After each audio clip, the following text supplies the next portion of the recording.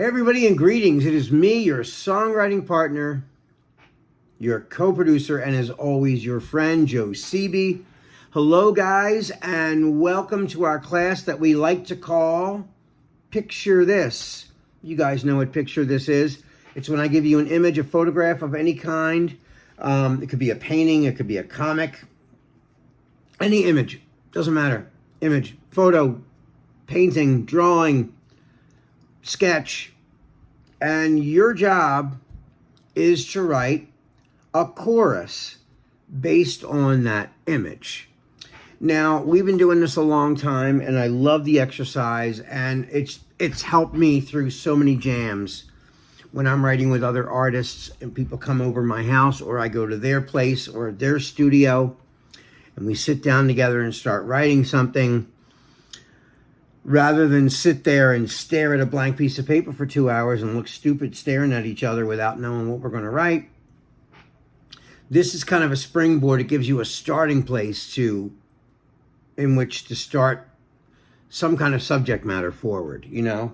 And I love doing this for many reasons. One, like I said, it just saves a lot of time because it forces you into a theme, some sort of theme, because there is subject matter sitting right there in front of you as a photograph, and your job is to pull the story out of a picture.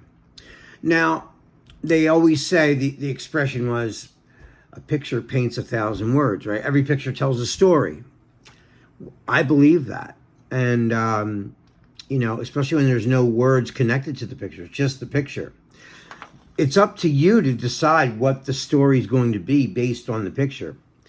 And sometimes the picture doesn't always, like, you know, a picture could just start you off where it just gets your brain thinking. And then you think of something that might not even be related to the picture. But as long as the story was pulled out by the picture, that's really all that matters. You know what I mean? Whatever it makes you feel, you know, it could be a picture of, you know, an old woman, and you could write it about your grandmother. You know, that's not your grandmother in the picture, but that lady reminds you maybe of your grandmother. Maybe the way she looked, or, you know, the way she carried herself in the picture looks like this woman in the picture, you know. Could be a little kid at an amusement park, and it can make you feel like when you were little at an amusement park, and, you know, your parents took you to an amusement park, and it was a hot summer day, and you can actually smell the popcorn and the hot dogs and all the stuff that goes at a carnival, you know, and that's all you need. That's fuel for a story right there. Like, if a picture can associate smells and images and experiences, there's a song waiting to happen right there anyway. You know what I mean? It's like, it's inevitable. And again, you know, when people come to me for songwriting, they expect me to have answers for them, right? Because I do it a lot, and they don't do it that much. So they're coming to me for the experience that I have, you know, in pulling something creative out of it seems like I'm pulling something creative out of thin air. I'm really never doing that.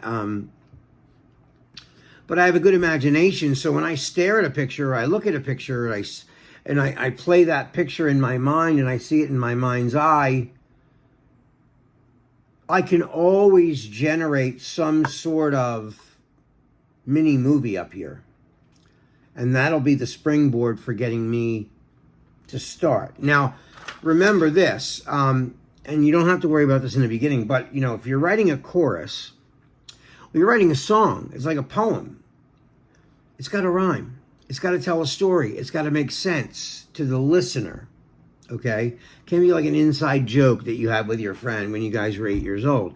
It's got to be universally understood. Even if it was translated in French, the people in France could get the idea of what your song's about, you know, even through the translation. Okay, so, but when you first do this, and I explain this all the time, and I want to keep explaining it just because of the fact that it's very important in the way that you internalize the image. I'm going to show you the picture in a little bit, but let me get this out first. So whenever I give you an image, the cool thing about it's on YouTube, is you can pause the video and stare at the damn picture all day if you want. And that's what I want you to do. I want you to pause the video when you see the picture.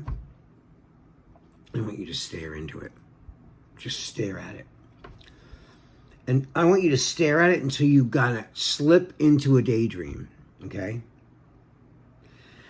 And whatever's up here in your mind, you're not at your desk anymore. You're not in your room anymore. Suddenly you're in this picture. You're inside of it in your mind. I have those kind of daydreams all the time. If I stare at something a long time, I start to drift into a daydream from staring at the picture. When you pull back and you realize you're back at your desk and you're staring at the picture, I want you then to take your pen and paper. I want you to make it mental, like a grocery list of everything that was in the picture, right? It was outside, it was clouds, it was sunny. There was a bird in the far left corner. You could see a bird flying. It looked like it just got done raining and the sun came out. Write all that down. Write everything down, because those details might be the title of your song. Like one of those facts about the picture might actually turn into the theme or the name of the song. You know what I mean? Like that kind of stuff happens, right? So, and then write everything down and then write down what you saw in your daydream, because the answer could be there too, okay? So not only write down the detailed things that you recognize in the picture, but also write down your daydream, okay? And then when you write down your daydream, whatever happened there, write it down. Then start to come up with ways to rhyme it and make it, catchy, But it's got to be catchy. It's a chorus, right? And it's got to repeat things, A chorus is a line that gets repeated over and over and over in a song, right? So, that's an important factor in this when you're writing a chorus based on an image, right? Well, even when you're writing a chorus without an image, you're just writing a chorus. It's got to be catchy, fun to sing. It's got to rhyme, and it's got to tell some sort of a story, okay? And then start to rhyme things. Once you get everything established, like I said, the details of the photo, the details of your daydream, then get another piece of paper and, look at both of your sheets of paper. Look at the details, the hard facts about the picture, then stare at the daydream story that you wrote down, and then a third piece of paper to start the rhyming process and the actual writing of your chorus, okay? This is not an easy exercise for some, and it's new for some people, and I don't expect you to be great the first time out, I don't expect you to write a #1 hit song your first time out. Just try the exercise. Don't just sit there and say, I can't do it, I don't know how. That's an excuse. Write whatever you see. And remember, there's no wrong way to do this. I tell you guys this all the time. There's no wrong way.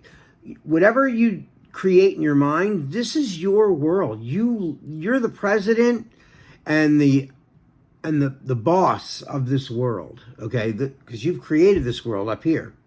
No one can tell you what's right or wrong. You're the boss.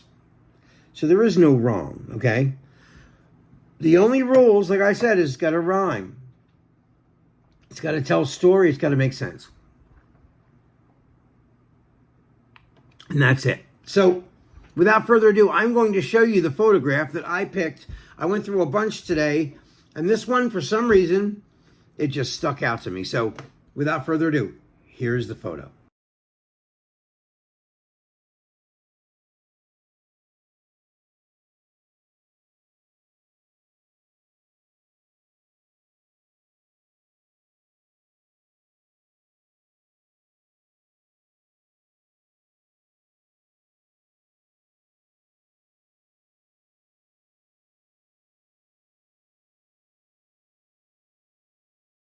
Okay, so we're back. You saw the picture.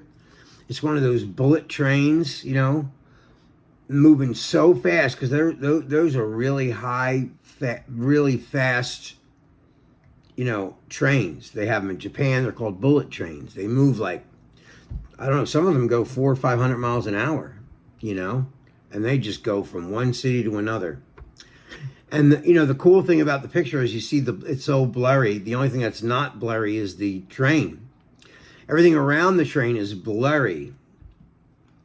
And that was a conscious photographic, you know, the way that the guy opens up, whoever the photographer was, he opened the shutter speed in a certain way that gets that effect.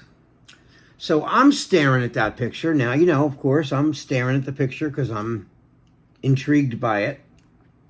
And I thought, what does that picture represent to me? So I go into my little daydream.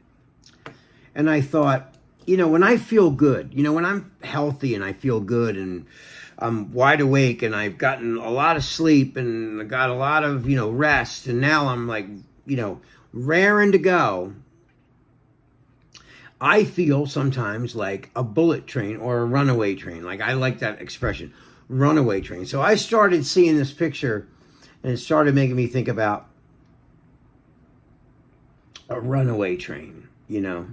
And so in my little daydream, this is what I wrote. I'm gonna read you what I wrote for this picture, okay? Now, what you write is going to be way different, and I'm sure it's going to be amazing. But this is my take on that photograph. So here it is. You ready? Oh, I can't stand the silence. It's way too loud, and it's taking over my brain. I'm so hyper-focused to things I never noticed. I'm like a runaway train. I'm a runaway train. I'm headed for disaster, but I keep going faster because I can't stop the pain. I'm a runaway train. I'm headed for disaster, but I keep going faster because I can't stop the pain. I'm a runaway train. I'm a runaway train. Yeah, I'm a runaway train.